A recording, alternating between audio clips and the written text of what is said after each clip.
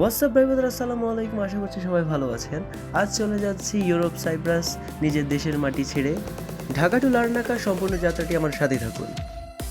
সর্বপ্রথম পরিবারের সবাইকে নিয়ে হযরত শাহজালাল ইন্টারন্যাশনাল এয়ারপোর্টে গেলাম। দেন বাংলাদেশ এয়ারপোর্টে একটু ঘুরে দেখলাম আশপাশটা।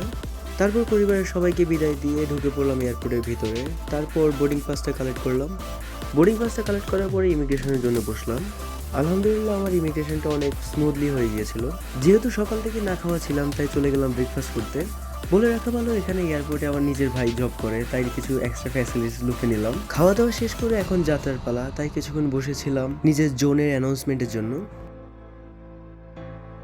অবশেষে অধীর আগ্রহের পরে জীবনের প্রথমবার প্লেনে উঠছি।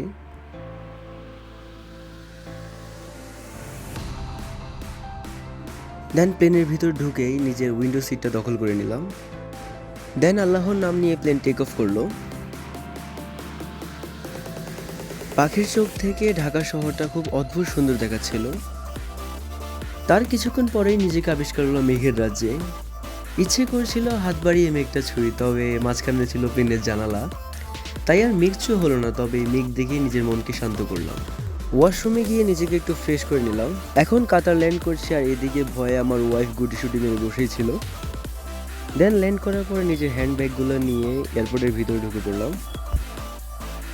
এখন ব্যাগগুলো স্ক্যান করার পরে নিজেকে 20 ঘন্টার ট্রানজিটের জন্য মানসিকভাবে প্রস্তুত করে নিলাম।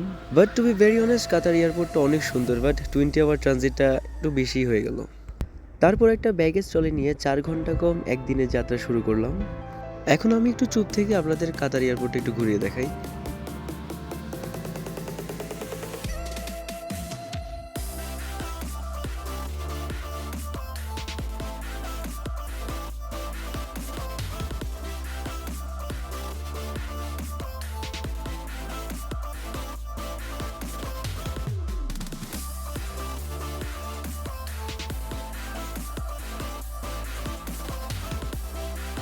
ঘুরতে ঘুরতে আমাদের এবং আমাদের ফোন দুটোরই চার্জ ফুরিয়ে গিয়েছিল, তাই চার্জ করে নিয়েছিলাম।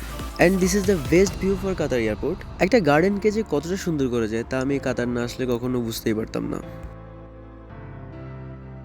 এখানে বাঘ, ভালুক, হরিণ, সিংহ আরও অনেক প্রজাতির প্রাণী বসেছিল, তাই আমিও বসে তাদেরকে জয়েন করলাম।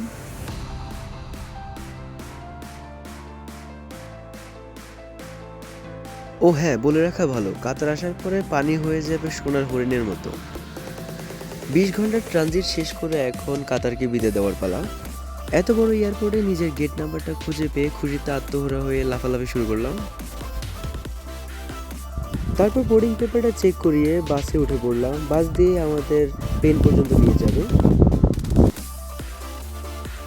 বাস থেকে নেমে ম্যামের আবদার কিছু ছবি তুলে দিতে হবে, তাই কিছু ছবি তুলে তারপর প্লেনে উঠে পড়লাম। তারপর আল্লাহর রহমতে যথাসময়ে কাতার থেকে প্লেন লার্নাকার উদ্দেশ্যে রওনা হলো।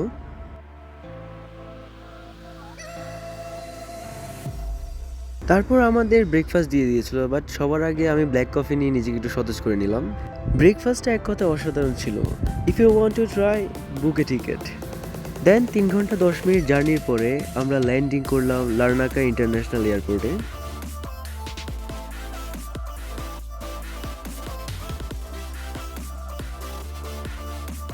আল্লাহর অশেষ রহমতে আমরা সুস্থ সবলভাবেই লার্নাকা ইন্টারন্যাশনাল এয়ারপোর্টে নেমে পড়লাম। দেন ইমিগ্রেশনের জন্য লাইনে লেগে পড়লাম। এখানে একসাথে দুটো প্লেন ল্যান্ড করেছিল, তাই লাইনটা একটু বড়ই ছিল। আলহামদুলিল্লাহ, ইমিগ্রেশনটি খুব স্মুথলি পার করলাম। অফিসার তেমন কিছু কোশ্চেনই জিজ্ঞেস করেনি আমাদেরকে। দেন আমাদের ব্যাগগুলো সব কালেক্ট করে নিলাম। তারপর এয়ারপোর্ট থেকে বের হয়ে যাচ্ছি। এখানে বলে রাখা ভালো, আপনারা যারা নতুন আসছেন তারা আগে থেকেই ট্যাক্সিটা বুক করে রাখলে আপনাদের জন্যই ভালো হবে। দীর্ঘ 28 ঘন্টা জার্নির পরে এখন বাসার উদ্দেশ্যে রওনা হচ্ছি। আপনারা বাইরের দৃশ্যগুলো এনজয় করেন, আর ইনশাল্লাহ ইন ফিউচার আরও অনেক কিছুই দেখতে পারবেন আমার থ্রুতে। আর কমেন্ট বক্সটা তো আপনাদের জন্য খোলাই রয়েছে। সাইপ্রাস সম্পর্কে কোনো কিছু কোশ্চেন থাকলে আমাকে অবশ্যই করবেন, ইনশাল্লাহ আমি রিপ্লাই দেওয়ার চেষ্টা করব। চেষ্টা না, আমি অবশ্যই রিপ্লাই করবো আপনাদের। তো আজকে এই পর্যন্তই। ভালো লাগলে লাইক, কমেন্ট, শেয়ার দিয়ে ফাটাইয়া দেন। আর যারা ফেসবুক থেকে দেখছেন অবশ্যই ফলো করে সাথে থাকবেন। এখন লার্নাকা টু নিকোসিয়া রোড ট্রিপটা এনজয় করেন, আমি গেলাম।